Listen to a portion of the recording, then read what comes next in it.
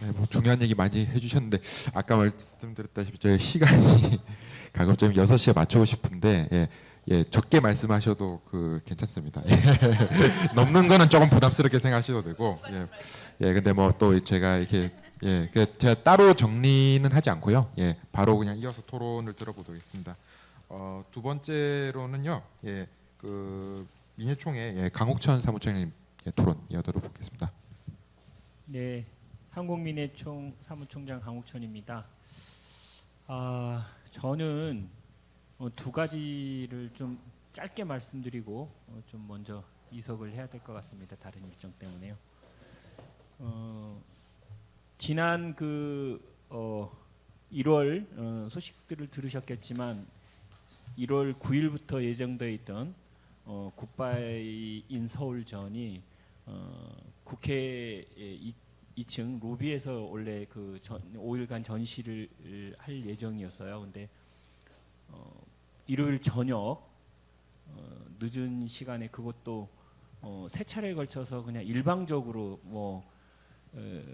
서울민예총이나 굿바이 조직위원회 쪽에 보낸 것도 아니고 그냥 의원실로 팩스 한 장 넣고 답이 없으니까 또 두 번째 넣고 심지어는 11시 넘겨서 또 세 번째 팩스를 공문 형태로 해서 동시에 세 번째 팩스를 보내고 나자 얼마 안 지나서 바로 기습 철거를 강행을 했습니다.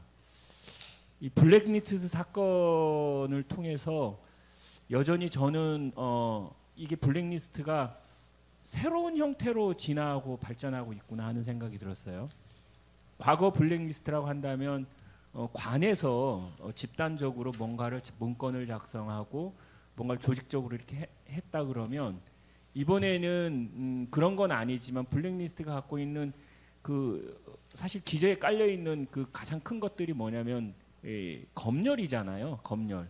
그러니까는 이것이 작가나 이 작품이라는 것은 작가나 아니면 그걸 향유하는 이게 문학이면 독자가 될 테고 그림이면 이제 관객이 될 텐데 그 사람들에 의해서 평가되어지기 이전에 이미 민의 전당인 국회에서 그것도 사무총장이라는 사람을 통해서 한마디에 의해서 이렇게 기습 철거되는 이제 사태를 통해서 이게 얼마나 이게 강렬하게 이 블랙리스트가 바로 이렇게 제도 개선을 통해서 바로 이렇게 해소되거나 뭐 그런 게 아니라 여전히 다른 형태로 이렇게 진화해서 이유는 딱 하나였어요. 그쪽에 이제 그 9일 날 기자회견 앞서서 이제 민영배 의원실에서 이렇게 얘기를 왜 그랬냐 이렇게 따졌더니 사무총장이 하는 말이 국정조사 이태원 국정조사를 앞두고 있는데 요게 빌미가 돼가지고 이제 굉장히 부드럽게 얘기는 했다고 그러는데 내용이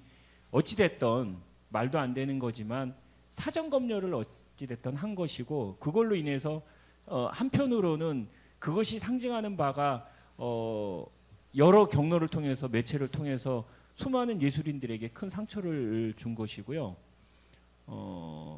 그리고 이제 최근에 또 하나의 이제 알려진 소식은 아니에요. 알려진 소식은 아닌데 12월 16일 날 12구 이태원 참사가 이제 사고제가 있는 날이에요. 그래서 그때 이제 몇몇 예술인들이 사구제 추모문화제에 동참을 했습니다.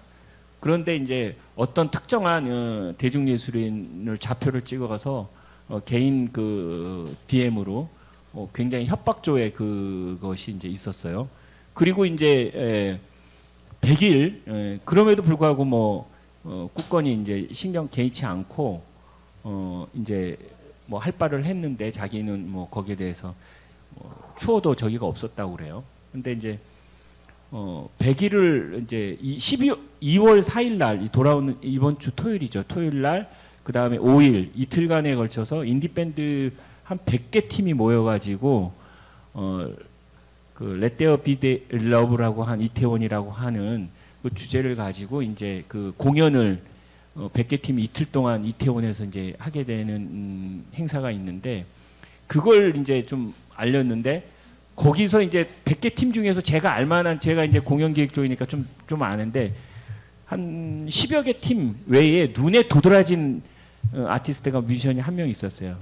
굉장히 유명한 친구예요. 그래서 이번에 이제 다른 얘기인데 지금 그 서울 학생인권 조례가 곧 폐지될 위기에 처해 있어서 이걸 어떻게 좀 여론전을 2월달에 지금 시의회에서 서울시의회에서 이제 통과시킬 예정인데 한 70%가 국민의힘이니까 만약에 상정된다면 바로 이제 통과가 될 수밖에 없는 이제 그런 구조죠. 그래서 이제 그 뮤지션에게 좀 아는 절친에게 요 분이 좀 나서 주셔서 셀럽이고 또 많은 주변에 친한 그 유명한 셀럽들을 많이 알고 계시기 때문에 좀 서울 학생인권조례에 동참을 해서 좀 챌린지 형태로 서울 학생인권조례에 지켜주세요. 뭐 이런 식으로 이렇게 피켓 챌린지로 좀 제안을 드렸는데 이제 그 얘기 속 얘기가 나온 거예요. 그래서 이렇게 압박받아서 상반기에 있는 공연이 다 취소가 돼 있는 상태고 결국 또 이런 문제들이 이제 개인적인 그 물론 이제 창작 활동이고 또 공연인데 이제 소속사에 갈등이 생겨가지고 소속사를 이제 그 나오게 되는 상황이 벌어진 거고 그래서 요게 좀 블랙리스트가 갖고 있는 이제 상처들이 또 다른 저기가 만들어지는데 굉장히 이제 사람들이 좌표를 찍어서 집단적으로 하는 거는 이제 아까도 말씀드렸지만 이제 국가기관에서 이렇게 과거의 블랙리스트라는 게 굉장히 이제 표면적으로 이제 이렇게 됐다 그러면 지금은 이제 민간 영역이나 다른 차원으로 이렇게 진화가 돼가지고 위협하고 창작 활동, 예술 활동을 하는 이제 상황이 계속 이어지고 있구나 해서 저는 여전히 그게 왜 계속 이어지는가 생각해 보니까 블랙리스트에 가담했던 관련자 책임자들이 제대로 처벌되지 않아서 그래요. 제가 볼 때는 사실 그런 것들을 블랙리스트 사건을 통해서 진짜 국민들 머릿속에 이렇게 했다가 골로 가겠구나라고 이렇게 책임자나 관련자들이 처벌이 확실하게 됐다면 민간 그 보수단체에서도 그렇게 함부로 못하겠죠. 그래서 여전히 우리가 이 블랙리스트 사건 이후에 해야 될 일 중에 책임자 이 부분은 어떤 형태로든 계속 그 강력하게 요구를 해야겠다. 그러니까 뭐 사과 이런 것들은 윤석열 그 12구 참사에 몇 번 가서 사과했잖아요. 근데 그게 진정한 사과가 아니잖아요. 그 후에 그 뒤따라지는 그게 없었기 때문에 그런 거고 마찬가지로 생각해요. 그래서 저는 이제 두 가지 차원에서 블랙리스트가 여전히 진화하고 있다. 다른 유형과 형태로. 그래서 예술인들이 좀 긴장감을 가지고 그 부분에 대해서 좀 적극 발언하고 투쟁을 해야 되지 않겠나 하는 생각입니다. 이상입니다.